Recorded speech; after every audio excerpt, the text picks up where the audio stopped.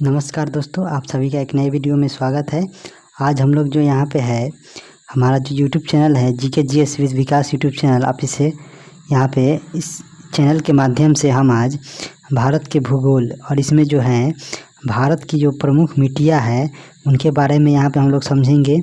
और इसमें जो है पहले थ्योरी हम लोग पढ़ेंगे, उसके बाद जो अंत में है इसमें प्रीवियस ईयर जो प्रश्न है जो कि हर एग्ज़ाम की दृष्टि में से जो महत्वपूर्ण है उसको हम इस वीडियो में देखेंगे। और साथ ही साथ आप इस वीडियो में अंत तक बने रहिएगा ताकि आप इस वीडियो के माध्यम से कुछ इस जो आपका ये टॉपिक है भारत की मिट्टी है, इस टॉपिक से आपका एक भी प्रश्न नहीं फंसेगा। तो आशा करते हैं और इतना आपको हम विश्वास दिलाते हैं कि अगर आप इस वीडियो को अंत तक देखते हैं तो आपको कुछ ना कुछ बहुत ज़्यादा फ़ायदा एग्ज़ाम में देखने को मिलेगा। तो चलिए हम लोग इस वीडियो को स्टार्ट करते हैं। तो चलिए हम लोग यहाँ पे देखते हैं। तो यहाँ पे हम लोग देखेंगे तो दिया गया है कि भारत की प्रमुख जो यहाँ पे मिट्टियाँ हैं इसके बारे में देखते हैं। आगे बढ़ते हैं। अगला यहाँ पे हम लोग देखेंगे भारत की जो यहाँ पे प्रमुख मिट्टियाँ हैं। तो दिया गया है भारत की प्रमुख मिट्टियाँ, मृदा यानी सोइल जिसे कहते हैं मिट्टी, इसकी परिभाषा हम लोग देखते हैं। तो दिया गया है कि मृदा भूमि के ऊपर पाई जाने वाली दानेदार परत है जिसका निर्माण जो है मूल रूप से चट्टानों के विखंडित होने से उनमें वनस्पति और जीवों के सड़ने गलने तथा वायुमंडल की क्रिया से निर्मित अम्लीय पदार्थों से लाखों वर्षों की प्रक्रिया के बाद मृदा का रूप लेती है। यानी जो मृदा का निर्माण है वह भूमि पर पाई जाने वाली जो ऊपरी परत है उसके द्वारा यहाँ पे विखंडित जो होते हैं जीव जंतु और वनस्पति, उनके सड़ने गलने से लाखों वर्षों के बाद यह मृदा का रूप लेती है। अगला है इसमें मिट्टी के अध्ययन के विज्ञान को मृदा विज्ञान यानी पेडोलॉजी कहा जाता है। और भारतीय कृषि अनुसंधान परिषद ने भारत की मिट्टियों को 8 वर्गों में विभाजित किया है। पहला है यहाँ पे जलोढ़ मिट्टी, दूसरा है काली मिट्टी, तीसरा है लाल मिट्टी, चौथा है लेटराइट मिट्टी, पांचवा है पर्वतीय मिट्टी, छठा है दलदली मिट्टी, सातवां है मरुस्थलीय मिट्टी, आठवां है दोस्तों लवणीय मिट्टी। तो ये जो है भारतीय कृषि अनुसंधान परिषद के द्वारा भारत की मिट्टियों को 8 वर्गों में विभाजित किया गया है। आगे बढ़ते हैं और एक एक करके हम इस मिट्टी के बारे में हम लोग देखेंगे, इनकी जो विशेषता है और यह किस फसल के लिए उपयोगी है। तो चलिए हम लोग आगे बढ़ते हैं। आगे हम लोग यहाँ पे देखेंगे। तो आगे यहाँ पे है कि भारत में सबसे ज़्यादा जो क्षेत्रफल पर पाई जाने वाली मिट्टियाँ हैं वह 4 प्रकार की हैं। जलोढ़ मिट्टी सबसे ज़्यादा क्षेत्रफल पर पाई जाती है, उसके बाद लाल मिट्टी के बाद काली मिट्टी के बाद लेटराइट मिट्टी। और भारत की सभी मिट्टियों में मुख्यतः 3 तत्वों की कमी होती है, यानी डेफिशिएंसी होती है, नाइट्रोजन की कमी होती है, फास्फोरस की कमी होती है और ह्यूमस की कमी होती है। तो यहाँ पे हम लोग देखेंगे कि ह्यूमस किसे कहा जाता है। तो जो यहाँ पे जो ह्यूमस है, यह जो है ह्यूमस यह भूरे काले रंग का कार्बनिक पदार्थ है। पेड़ पौधों तथा जंतुओं के प्राकृतिक रूप से सड़ने गलने यानी विघटन से जो कार्बनिक पदार्थ निर्मित होता है उसे ही हम लोग ह्यूमस कहते हैं। इसको आप लोग समझे होंगे। आगे बढ़ते हैं। आगे इसमें हम लोग देखते हैं। तो आगे सबसे पहले हम लोग देखेंगे किसके बारे में। तो सबसे पहले हम लोग यहाँ पे देखेंगे जलोढ़ मिट्टी के बारे में। तो सबसे पहले यहाँ पे जलोढ़ मिट्टी यह जो है भारत के लगभग अधिकांश क्षेत्रफल पर पाई जाती है। इसमें आप मैप में इसमें देख सकते हैं जहाँ पे ग्रीन किया गया है कलर, वहाँ पे यहाँ पे जलोढ़ मिट्टी पाई जाती है। और इसे हम लोग क्या कहते हैं, तो जलोढ़ मिट्टी को ही हम लोग दोमट मिट्टी और कछारी मिट्टी भी कहते हैं। और जलोढ़ मिट्टी नदियों द्वारा पहाड़ी क्षेत्रों से लाकर मैदानी क्षेत्रों में बिछा दी जाती है। और जलोढ़ मिट्टी भारत में पाई जाने वाली सर्वाधिक उपजाऊ मिट्टी भी है। आगे हम लोग यहाँ पे देखेंगे इसके क्षेत्र के बारे में। तो इसका यहाँ पे क्षेत्र दिया गया है, कहाँ कहाँ यह है। तो इसे हम लोग जूम करते हैं। तो जो यहाँ पे क्षेत्र है भारत का संपूर्ण उत्तरी मैदान और तटीय मैदान, यानी यहाँ पे मैप में हम देख रहे हैं उत्तरी यहाँ पे है क्षेत्र और यहाँ पे जो है तटीय जो यहाँ पे मैदान है, इसमें जो है सबसे ज़्यादा यहाँ पे जलोढ़ मिट्टी पाई जाती है। और इसमें जो प्रचुरता होती है, इस मिट्टी में चूना और पोटेशियम की प्रचुर मात्रा पाया जाता है। और इसमें जो कमी होती है वो नाइट्रोजन, फास्फोरस तथा ह्यूमस की कमी होती है। और ये जो मिट्टी है धान की खेती के लिए काफ़ी अच्छी मानी जाती है। और साथ ही साथ गेहूँ, मक्का, तिलहन आलू की खेती भी की जाती है। आगे बढ़ते हैं, अगला हम यहाँ पे देखते हैं। अगला यहाँ पे दिया गया है, यहाँ पे जलोढ़ मिट्टी के प्रकार। तो यहाँ पे जलोढ़ मिट्टी के प्रकार में है कि जलोढ़ मिट्टी दो प्रकार की होती हैं। यह एक बांगर होता है और एक खादर होता है। यहाँ पे पुरानी जलोढ़ मिट्टी को हम लोग बांगर कहते हैं और नई जलोढ़ मिट्टी को खादर कहते हैं। आगे बढ़ते हैं, अगला यहाँ पे हम लोग देखते हैं। तो अगला यहाँ पे जो मिट्टी है उसके बारे में हम लोग देखेंगे। तो अगला मिट्टी है आपकी काली मिट्टी। यह जो है इसका जो निर्माण है यह बेसाल्ट चट्टानों के टूटने फूटने से होता है। और इस मैप में, इंडिया के मैप में यहाँ पे आप लोग देख सकते हैं कि काली मिट्टी जो है यहाँ इस क्षेत्र में पाई जाती है, यानी महाराष्ट्र के क्षेत्र में, मध्य प्रदेश के क्षेत्र में, गुजरात के क्षेत्र में, लगभग इसी क्षेत्र में यह पाई जाती है काली मिट्टी। और यह जो है ज्वालामुखी विस्फोट के दौरान जो यहाँ पे बेसाल्ट चट्टानों का निर्माण होता है उसी से यहाँ पे जो है काली मिट्टी का निर्माण होता है। और काली मिट्टी को जो है रेगुर मिट्टी, कपास की मिट्टी और लावा मिट्टी भी कहते हैं। और इस मिट्टी का काला रंग जो है वह टिटेनीफेरस मैग्नेटाइट, इस मिट्टी का जो काला रंग है यह टिटेनीफेरस मैग्नेटाइट की उपस्थिति के कारण होता है। ट्रिक में है यहाँ पे ब्लैक मैग्नेट आप लोग याद रखिएगा। आगे बढ़ते हैं, अगला यहाँ पे है, अगला यहाँ पे है कि क्षेत्र में, यानी किस क्षेत्र में यह काली मिट्टी पाई जाती है। तो यह जो है मध्य प्रदेश, गुजरात, महाराष्ट्र, उत्तरी कर्नाटक, प्रायद्वीपीय भारत में काली मिट्टी सबसे ज़्यादा पाई जाती है। और काली मिट्टी जो है का सबसे ज़्यादा जो विस्तार है यह महाराष्ट्र में देखने को मिलता है। और काली मिट्टी को ही कपास की खेती के लिए बहुत ही उपयुक्त माना जाता है। तो इस पॉइंट को भी आप लोग याद रखिएगा। आगे हम लोग बढ़ते हैं, अगला यहाँ पे जो मिट्टी है काली मिट्टी। तो काली मिट्टी को यहाँ पे क्या कहा जाता है, तो काली मिट्टी को जो है जूते हुए खेत की मिट्टी भी कहा जाता है, क्योंकि इनमें हमेशा यहाँ पे दरार पड़ी हुई, यहाँ पे आप लोग फिगर में देख सकते हैं दरार इसमें पड़ी हुई यहाँ पे रहती है। और यहाँ पे जो है क्योंकि जो है इसे जूते हुए खेत की भूमि की मिट्टी की किस लिए कहते हैं, तो काली मिट्टी में जो है जल सोखने की क्षमता अधिक होती है। और जब इसके ऊपर धूप पड़ती है तो इसमें दरारें पड़ जाती है, जिस कारण इसे जूते हुए खेत की मिट्टी कहते हैं। इस पॉइंट को भी आप लोग याद रखिएगा। आगे बढ़ते हैं, अगला इसमें जो अगला मिट्टी है इसके बारे में हम लोग देखेंगे। तो अगला जो मिट्टी है यहाँ पे है लाल मिट्टी। तो लाल मिट्टी प्रायद्वीपीय भारत में, जो प्रायद्वीपीय भारत यानी दक्षिण भारत में कम वर्षा वाले क्षेत्रों में पाई जाती है। और इस मिट्टी का जो लाल रंग है फेरिक ऑक्साइड की उपस्थिति के कारण होता है, यानी लाल मिट्टी का लाल रंग जो है फेरिक ऑक्साइड के उपस्थिति के कारण यहाँ पे होता है। और इस मिट्टी में लोहा, सिलिका की अधिकता पाई जाती है। लोहा और सिलिका की जो अधिकता है वह लाल मिट्टी में पाई जाती है। और जो यह मिट्टी है लाल मिट्टी तमिलनाडु, आंध्र प्रदेश, नागालैंड, महाराष्ट्र, कर्नाटक के कुछ भागों में पाई जाती है। सबसे ज़्यादा जो इसका विस्तार है तमिलनाडु और आंध्र प्रदेश में देखने को मिलता है, यानी जो लाल मिट्टी का जो विस्तार है सबसे अधिक वह तमिलनाडु और आंध्र प्रदेश में देखने को मिलता है। और यह जो लाल मिट्टी है बाजरे की खेती के लिए उपयुक्त होती है। यह जो लाल मिट्टी है यह बाजरे की खेती के लिए उपयुक्त होती है। जब यहाँ पे लाल मिट्टी जल को सोख लेती है, यानी कि जल योजित रूप में होती है, तब यह पीली दिखाई पड़ती है, तो इसलिए इसे पीली मिट्टी भी कहा जाता है। आगे यहाँ पे हम देखेंगे डायग्राम में तो किस क्षेत्र में पाया जाता है। तो यहाँ पे आप लोग डायग्राम में देख सकते हैं कि यहाँ पे जो है तमिलनाडु के क्षेत्र में और यहाँ पे आंध्र प्रदेश के क्षेत्र में यह सबसे अधिक पाई जाती है। और यहाँ पे लाल मिट्टी है यह जल योजित रूप में पीली मिट्टी की तरह यहाँ पे दिखाई देती है।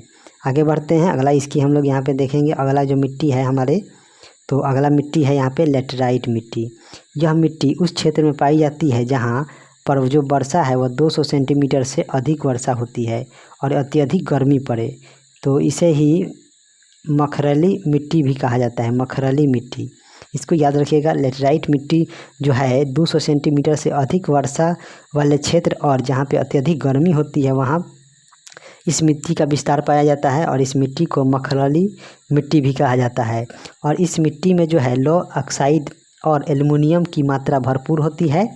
यानी लेटराइट मिट्टी में जो है लौह अयस्क और एल्युमिनियम की जो मात्रा है वह भरपूर होती है और लौह ऑक्साइड के कारण इस मिट्टी का रंग भी लाल होता है। यानी लेटराइट मिट्टी का जो लाल रंग होता है वह किस कारण होता है, तो यह लौह ऑक्साइड के कारण होता है, इसको याद रखिएगा। अगला है, इस मिट्टी में निक्षालन यानी लीचिंग की प्रक्रिया देखने को मिलती है और यह जो मिट्टी है मुख्यतः केरल, कर्नाटक, तमिलनाडु, महाराष्ट्र के कुछ हिस्से में और उड़ीसा, मेघालय, असम के कुछ हिस्से में पाए जाते हैं।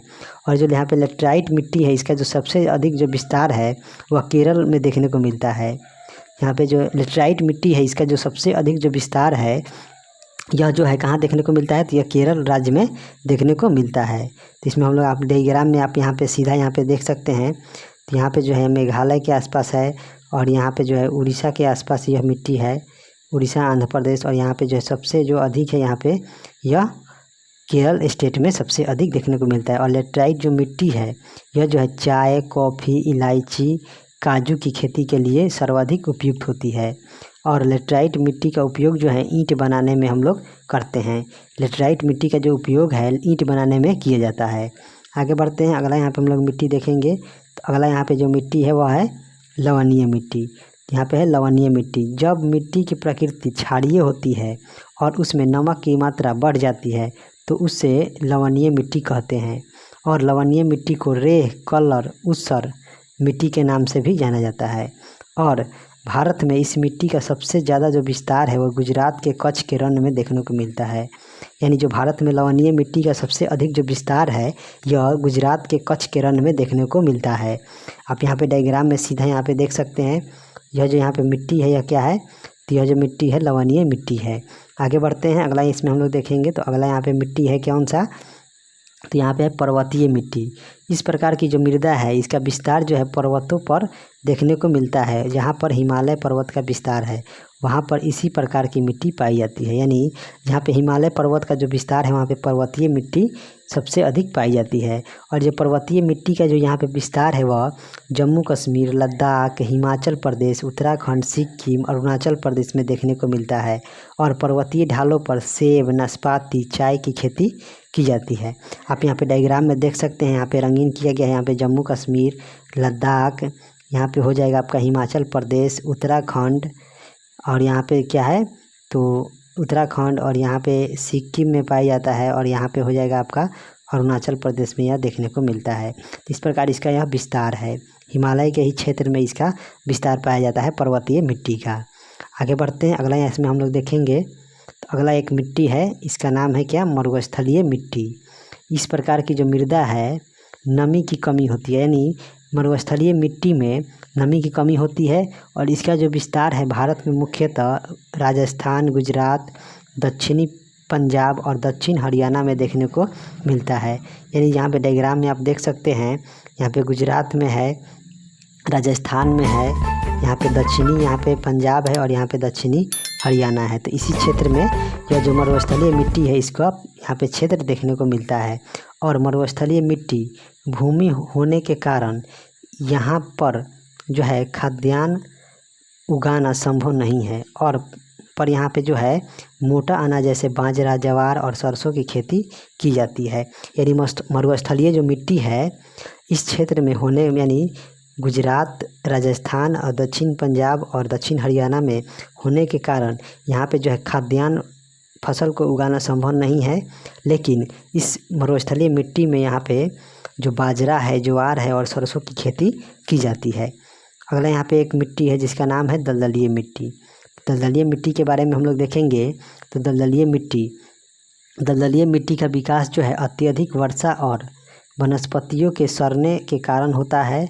दलदलीय मिट्टी में ह्यूमस की मात्रा अधिक होती है। दलदलीय मिट्टी का जो विस्तार है मुख्यतः केरल, उत्तराखंड और पश्चिम बंगाल के कुछ क्षेत्रों में देखने को मिलता है। तो यह जो दलदलीय मिट्टी का जो यहाँ पे क्षेत्र है, यहाँ पे हो जाएगा क्या आपका, तो यहाँ पे हो जाएगा आपका कौन सा, उत्तराखंड हो गया, यहाँ पे पश्चिम बंगाल हो गया, और यहाँ पे क्या हो गया, तो यहाँ पे हो गया पश्चिम बंगाल। तो इसी क्षेत्रों में हमको यहाँ पे जो है दलदली मिट्टी देखने को मिलती है। आगे बढ़ते हैं, अगला हम इसमें देखेंगे। तो अगला इसमें हम लोग महत्वपूर्ण जो यहाँ पे तथ्य है उसके बारे में देखेंगे।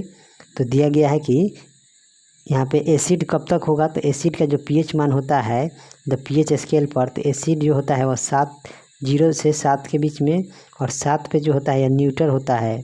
0 और 7 के बीच में एसिडिक होता है, और 7 पे न्यूट्रल होता है यानी उदासीन होता है, और 7 से यहाँ पे 14 के बीच में होगा तो यह बेसिक यानी क्षारीय होगा।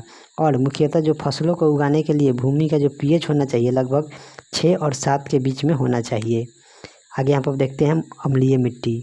तो अम्लीय मिट्टी क्या है, तो अम्लीय मिट्टी जो है यहाँ पे क्या है, तो यह जो है अम्लीय मिट्टी क्या हो जाएगा, तो अम्लीय मिट्टी में, इस मिट्टी में अम्लीयता को कम करने के लिए चूने का उपयोग किया जाता है। यानी मिट्टी अगर अम्लीय है तो उसकी अम्लीयता को कम करने के लिए जो है हम लोग चूना का उपयोग करते हैं। वहीं पे अगर मिट्टी क्षारीय है, तो क्षारीय मिट्टी है तो इसमें क्या करेंगे, तो मिट्टी में क्षारीयता को कम करने के लिए जिप्सम का उपयोग किया जाता है।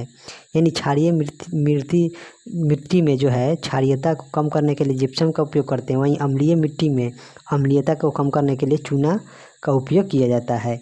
इस पॉइंट को आप लोग याद रखिएगा। आगे बढ़ते हैं, अगला हम यहाँ पे देखेंगे प्रीवियस ईयर के प्रश्न। प्रीवियस ईयर के जो मोस्ट इम्पोर्टेंट इसमें प्रश्न है उसको हम लोग यहाँ पे देखते हैं। तो यहाँ पे दिया गया पहला प्रश्न है, भारतीय कृषि अनुसंधान परिषद के अनुसार भारत में कितने प्रकार की मिट्टियाँ पाई जाती हैं। तो भारत में जो है 8 प्रकार की मिट्टियाँ पाई जाती है। अगला प्रश्न है जो UPPCS 2014 में पूछा गया प्रश्न है, यह जो है भारत की सर्वाधिक उपजाऊ मिट्टी कौन सी है। तो इसका हो जाएगा ऑप्शन नंबर C, जलोढ़ मिट्टी है सबसे उपजाऊ। अगला यहाँ पे हम लोग प्रश्न देखेंगे। अगला है यहाँ पे जो प्रश्न दिया गया है यह RRB 2014 में यानी रेलवे के एग्ज़ाम 2014 में हुआ था, उसमें पूछा गया है 2004 में कि भारत में सर्वाधिक क्षेत्र पर किस प्रकार की मिट्टी का विस्तार पाया जाता है। तो यह जलोढ़ मिट्टी का प्रकार जो क्षेत्र है यह सबसे अधिक विस्तार भारत में पाया जाता है। आगे यहाँ पे प्रश्न हम लोग देखेंगे। तो अगला यहाँ पे प्रश्न है कि नवीन जलोढ़, यहाँ पे दिया गया नवीन जलोढ़ मिट्टी को अन्य किस नाम से जाना जाता है। यह जो है SSC के एग्ज़ाम 2013 में पूछा गया प्रश्न है। तो नवीन जलोढ़ मिट्टी को खादर के नाम से जानते हैं। अगला प्रश्न है पुरानी जलोढ़ मिट्टी को किस अन्य नाम से जाना जाता है। तो इसे हम लोग बांगर कहते हैं। आगे यहाँ पे प्रश्न है जिसे हम लोग देखते हैं। तो अगला प्रश्न है कि क्षेत्रफल के आधार पर भारत की मिट्टियों का सही अवरोही क्रम यानी घटते क्रम में बताना है। तो यहाँ पे यह जो एग्ज़ाम है SSC 2017 और APFC 2015 में यह पूछा गया है प्रश्न है। तो इसमें हम लोग देखेंगे तो क्या हो जाएगा, सबसे ज़्यादा जलोढ़ है, जलोढ़ के बाद लाल है, लाल मिट्टी के बाद काली मिट्टी है, और काली मिट्टी के बाद लेटराइट है। तो इसका हो जाएगा ऑप्शन नंबर B। आगे बढ़ते हैं, अगला इसमें हम लोग देखेंगे अगला प्रश्न। तो अगला यहाँ पे प्रश्न दिया गया है कपास की खेती के लिए सर्वोत्तम मिट्टी कौन सी है। यह जो है SSC के द्वारा पूछा गया प्रश्न है, और कपास के लिए जो उपयुक्त जो मिट्टी है वह काली मिट्टी है। अगला प्रश्न है काली मिट्टी का विस्तार पाया जाता है। तो काली मिट्टी का जो विस्तार है महाराष्ट्र में मिलता है, मध्य प्रदेश में मिलता है और गुजरात में। तो इसका हो जाएगा इनमें से सभी क्षेत्रों में यह काली मिट्टी का विस्तार पाया जाता है। आगे बढ़ते हैं, अगला यहाँ पे प्रश्न है कि भारत में निम्नलिखित मृदाओं में से कौन सी जो है बेसाल्ट लावा के अपक्षय के कारण निर्मित हुई है। यह जो प्रश्न है UPPCS 2015 का पूछा गया प्रश्न है। तो इसका क्या हो जाएगा, तो इसका हो जाएगा ऑप्शन नंबर B, काली मृदा, जिसका निर्माण है बेसाल्ट लावा के अपक्षय के कारण होता है। आगे बढ़ते हैं, अगले यहाँ पे हम लोग प्रश्न देखेंगे। तो अगला प्रश्न है कि रेगुर मिट्टी का दूसरा नाम क्या है। यह जो है MPPCS 2014 में पूछा गया प्रश्न है। यह जो है रेगुर मिट्टी का जो दूसरा नाम है यह क्या हो जाएगा, तो रेगुर मिट्टी का हो जाएगा ऑप्शन नंबर B, काली मिट्टी कहते हैं। रेगुर मिट्टी को ही हम लोग क्या कहते हैं, सॉरी यहाँ पे क्या हो जाएगा, यहाँ पे जो होगा रेगुर मिट्टी को, तो रेगुर मिट्टी को हम लोग क्या कहते हैं, तो रेगुर मिट्टी को हो जाएगा क्या, तो इसका हो जाएगा यहाँ पे जलोढ़ हो जाएगा। आगे यहाँ पे प्रश्न है मिट्टी की अम्लीयता को कम करने के लिए उनमें क्या मिलाया जाता है। यह जो है BPSC 2001 और SSC 2015 में पूछा गया प्रश्न है। तो मिट्टी की अम्लीयता को कम करने के लिए जो है चूना का उपयोग करते हैं, और जिप्सम का उपयोग कब करते हैं, तो मिट्टी की जो क्षारीयता है उसको कम करने के लिए। आगे बढ़ते हैं, अगला यहाँ पे प्रश्न है जो पूछा गया है निम्नलिखित में से कौन सी मिट्टी ईंटों के लिए उपयुक्त मानी जाती है। यह जो UPPCS 2015 का पूछा गया प्रश्न है, इसका हो जाएगा ऑप्शन नंबर C, लेटराइट मिट्टी। आगे बढ़ते हैं, अगला यहाँ पे हम लोग प्रश्न देखेंगे। तो अगला नहीं है, तो हम लोग यहाँ पे देख लिए हैं। तो आप आशा करते हैं कि आप लोगों को